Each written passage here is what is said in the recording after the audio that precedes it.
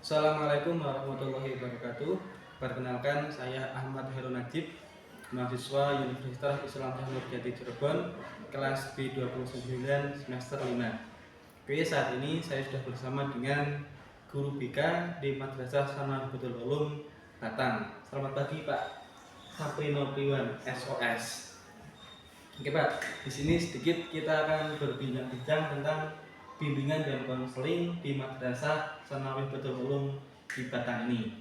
Oke Pak, yang pertama, bagaimana sih konsep bimbingan konseling di madrasah ini yang merupakan boarding school? Itu bagaimana Pak? Jadi pada konsepnya Madrasah Baitul Ulum ini mengembangkan konsep di bimbingan konseling terutama ini tentang bagaimana bimbingan konseling itu bukan hanya sebatas pendekatan psikologi yang digunakan, tapi juga melalui pendekatan nilai-nilai agama. Karena pada dasarnya boarding school ya tidak lepas dari yang namanya kerohanian atau keagamaan. Maka daripada itu, dalam penerapan bimbingan konseling, dalam konsep bimbingan konseling yang diadakan di Madrasah Baitul Ulum ini adalah konsep yang menggabungkan, mengintegrasikan antara ilmu-ilmu psikologi, pendekatan, dan juga melalui nilai-nilai agama yang bersumber dari Al-Quran dan Sunnah tentunya. Seperti itu. Oke, berarti di sini konselingnya memadukan antara agama dan juga dibangun dengan psikologi. Oke. Terus selanjutnya Pak, tentunya di sini kan berbeda ya dengan sekolah-sekolah umum pada umumnya. Lalu bagaimana sih kesulitan atau kemudahan yang dialami sebagai guru BK khususnya di madrasah yang berkonsep boarding school ini Pak? Jadi kesulitan dan kemudahan dalam melakukan atau melaksanakan kegiatan bimbingan konseling tentu ada di setiap sekolah, pasti berbeda-beda. Nah, di boarding school ini, Madrasah Baitul Ulum, tentu ada kemudahan yang dapat saya rasakan sebagai sebagai pembimbing konseling di sini, yaitu bahwa kemudahan yang saya dapat adalah adanya dukungan, terutama dari sivitas akademik, baik dari itu ustazahnya, guru-gurunya, kemudian kiainya, dalam mendekatkan diri saya kepada anak-anak, bagaimana saya bisa mengenal anak-anak, bagaimana saya bisa mengetahui karakter anak-anak, juga dibantu oleh tadinya ustaz-ustazah, kiai, dan lain sebagainya. Kesulitan yang dihadapi juga tentu ada. Selain kemudahan, adanya kesulitan terutama di anaknya, terutama di santrinya. Bagaimana dia sulit untuk mengemukakan apa yang harusnya diutarakan, sehingga saya bisa tahu apa yang menjadi kendalanya di pondok ini atau di boarding school ini, sehingga itu menjadi kesulitan bagi saya, dan juga untuk saya bisa tahu tentang karakter anak itu, bagaimana bisa membimbingnya. Nah, itu menjadi kesulitan. Selain itu mungkin juga sarana dan prasarana menjadi kesulitan sendiri, karena mungkin beberapa hal masih kurang untuk bisa saya kembangkan di bimbingan konseling ini karena kurangnya sarana dan prasarana tadi. Oke, jadi memang pasti ada kesulitan, pasti ada kemudahan ya Pak, Nah, dan berbeda-beda di masing-masing lembaga pendidikan itu.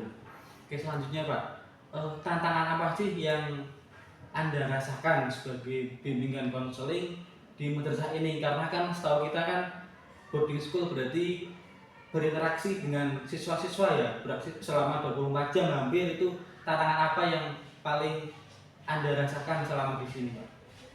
Tantangan dari saya sendiri mungkin lebih kepada, kalau dari saya lebih kepada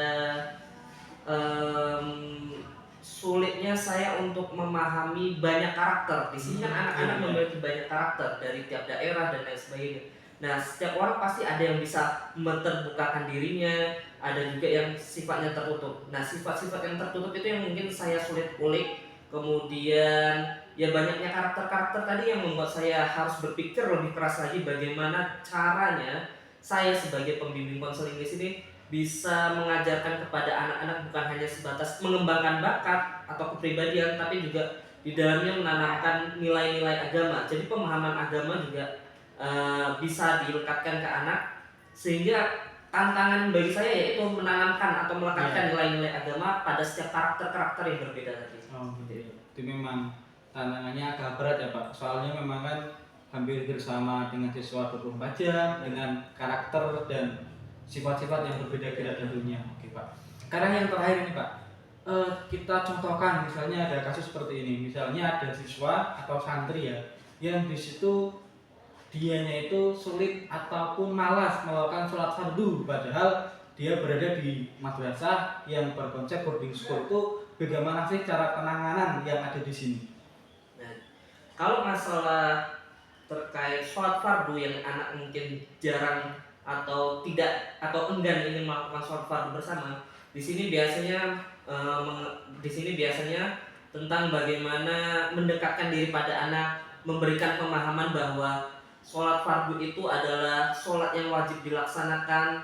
Makanya ada yang namanya Mau'idatul Hasanah, tentang bagaimana memberikan pemahaman secara baik kepada anak tentang entah itu kegunaan sholat, akibat dari tidak sholat dan lain sebagainya. Nah, ketika hal-hal tersebut telah disampaikan dan dirasa kurang cukup atau anak masih enggan melaksanakan sholat fardu, maka di boarding school sendiri tentu ada yang namanya hukuman. Makanya kenapa ada peribahasa mengatakan di mana bumi dipijak, di situ langit dijunjung. Di mana kita berada, pasti di situ ada aturan yang harus kita patuhi. Nah, di boarding school di MTS Baitul Ulum ini sendiri tentu ada aturan sendiri ketika anak tidak mau atau enggan melaksanakan sholat. Tentu hukuman-hukuman tersebut memberikan efek jerah dan memberikan pemahaman tentang bagaimana pentingnya sholat, kemudian sehingga timbullah rasa kesadaran untuk melaksanakan sholat itu. Seperti itu. Iya, berarti memang yang pertama adalah kita menggembleng pemahaman anak ya, cara pemikirannya sehingga menganggap sholat itu memang harus dilaksanakan tanpa ada paksaan pun sebenarnya memang sudah kewajiban.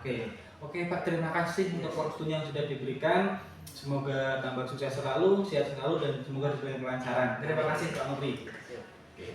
Oke, sekian dulu wawancara pada kesempatan kali ini. Saya akhiri. Assalamualaikum warahmatullahi wabarakatuh.